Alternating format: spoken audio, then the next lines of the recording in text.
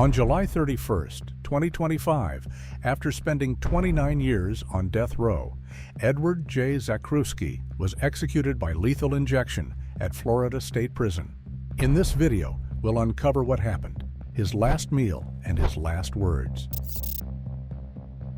It started on June 9, 1994, in a quiet Mary Esther neighborhood in Florida. Edward Zakrzewski was 29, a technical sergeant in the U.S. Air Force, married and raising 2 young kids. But beneath the image of stability, things at home had been unraveling for months. His marriage to Sylvia was strained, and people close to them said Edward had already made threats.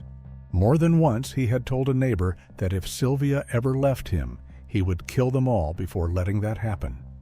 And that June morning, the tension boiled over.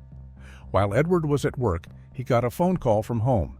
His 7-year-old son, Edward III, who they called Kim, was on the other end of the line. He told his father that Sylvia wanted a divorce and she was going to take the kids.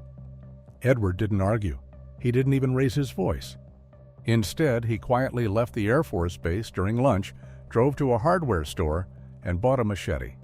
Then he went right back to work, clocked in, and finished the day like nothing had changed. But everything had. That evening, Edward made sure he got home before Sylvia and the children. Inside the house, he hid the machete in the bathroom and laid out a crowbar and a rope, everything within arm's reach. And then he waited. When 34-year-old Sylvia walked through the front door, she had no idea what was waiting for her. She sat down in the living room, tired, relaxed, and unaware. But Edward was already behind her. Without a word, he raised a crowbar and brought it down on her head. Once, then again. The blows knocked her out cold, but she was still alive. So he dragged her to the bedroom, wrapped the rope around her neck, and finished what he had started. Then he walked into the bathroom and called his son in to brush his teeth. 7-year-old Kim walked in like it was any normal night. But Edward had something else in mind. And without a second thought, he raised the machete and swung it down. Kim saw it coming, and in a desperate effort to save his life, he raised his arm and tried to block it, leaving a deep gash in his wrist. But Edward didn't stop and raised the machete again and again, and this time the blows were fatal. The blade landed across Kim's head, neck, and back, and Kim never stood a chance. He collapsed on the floor and died just feet away from the sink. But still, Edward wasn't done. He called out to his daughter next, using the same soft command, "Come brush your teeth." At 5 years old, Anna still thought her dad was her hero, and when he called her, she walked into the bathroom without any fear. But just like Kim, she was struck the moment she stepped through the door. She tried to protect herself, too. Cuts were later found on her hand and elbow, but there was no escape. The machete fell again and again, until her body collapsed beside her brother. Afterward, Edward returned to the bedroom and dragged Sylvia's lifeless body into the bathroom next to her 2 children.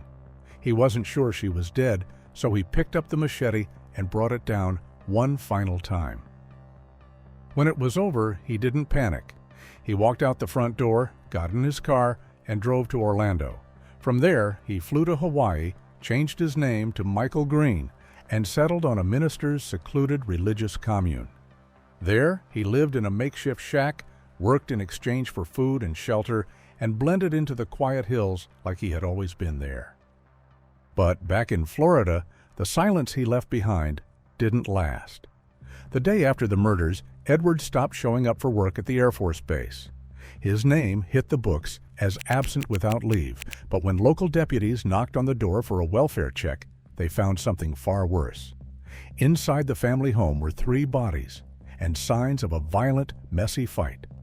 And Edward, the one man who should have been there too, was gone. From that moment on, Edward wasn't just missing, he was wanted for murder. For 4 months, it looked like Edward had vanished. But everything changed on October 15, 1994, when Unsolved Mysteries aired an episode with his picture. And the moment his face hit the screen, everything unraveled. The family he had been living with on the commune saw the broadcast and recognized him instantly. The preacher turned to him and said, "Brother Michael, that looks a lot like you." But Edward didn't respond. He returned to his shack and left a note that said, "I'm sorry." Then, 9 days later, on October 24th, Edward walked into a police station and turned himself in. But the question still lingered. Why?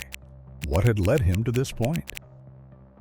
Edward was originally from Kalamazoo, Michigan, and by the mid-1980s, he had climbed the ranks to become a technical sergeant in the U.S. Air Force.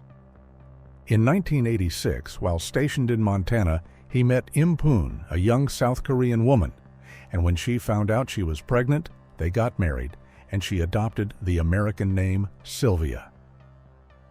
They eventually had 2 kids together, Edward III, who went by Kim, and a daughter named Anna. On the surface, they looked like the picture of a stable, multicultural military family. But behind closed doors, the story was different. In 1989, the military sent Edward to South Korea, and the whole family followed. But life overseas wasn't easy, not for Sylvia. As a South Korean woman married to an American, raising mixed-race children, she faced harsh judgment and open discrimination in her own country. Tensions grew at home and the marriage started to show cracks. When the tour was over in 1992, they returned to Okaloosa County, Florida. But a new zip code couldn't fix what had already been falling apart. And by the summer of 1994, Sylvia had made her decision. The marriage wasn't working. She wanted out, and she wanted to take the kids back with her to South Korea. That decision didn't come lightly, but she had been thinking about it for a while.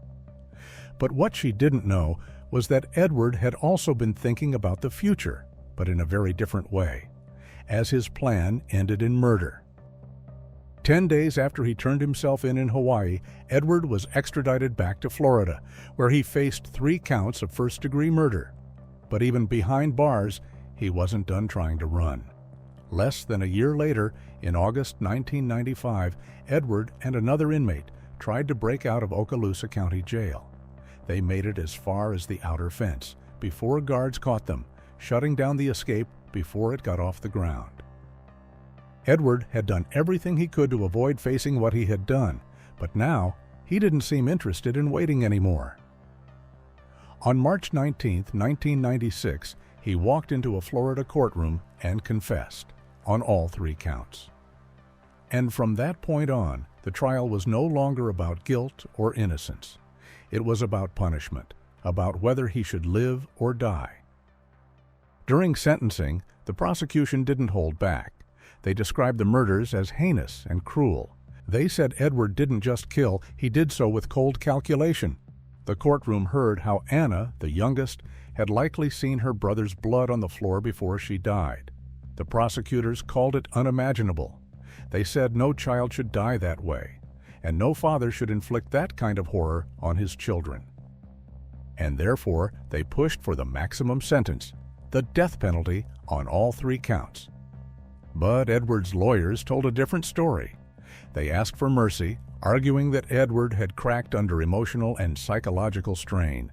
They said he was a man pushed past his breaking point, not a monster, but someone unraveling.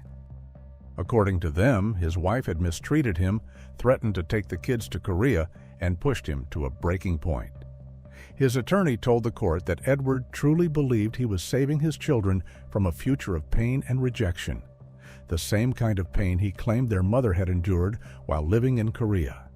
It wasn't a burst of rage, he said. It was a twisted, broken attempt at mercy. But not every juror agreed.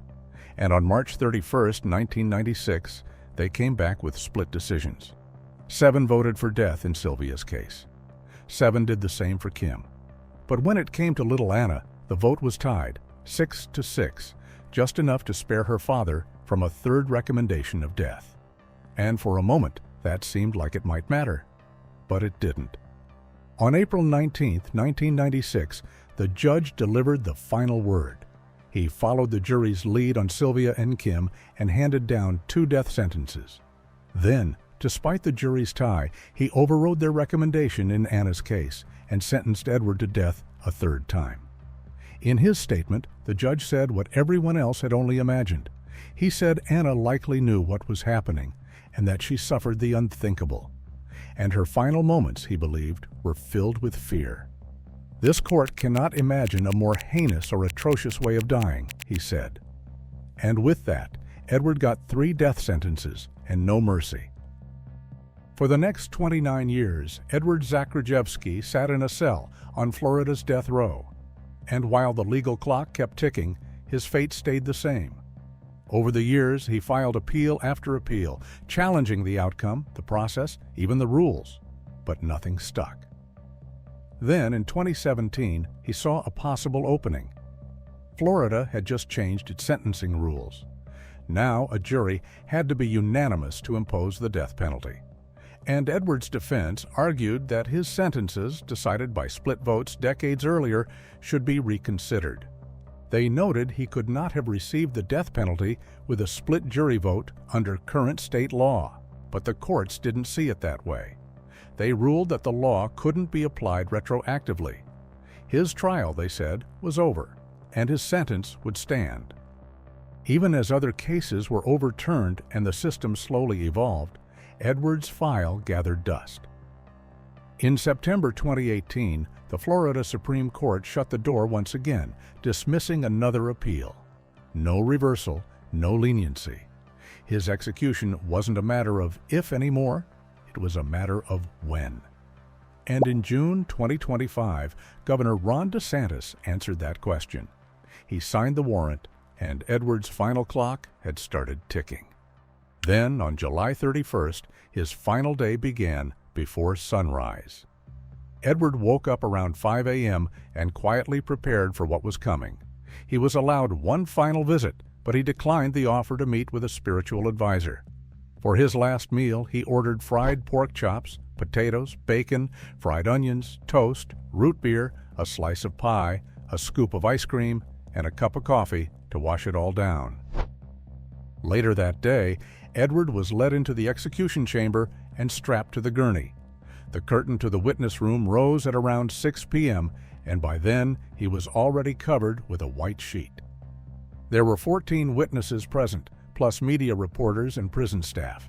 When the warden asked if he had any last words, Edward didn't hesitate. "I want to thank the good people of the Sunshine State for killing me in the most cold and calculated, clean, humane, and efficient way possible," he said. "I have no complaints whatsoever."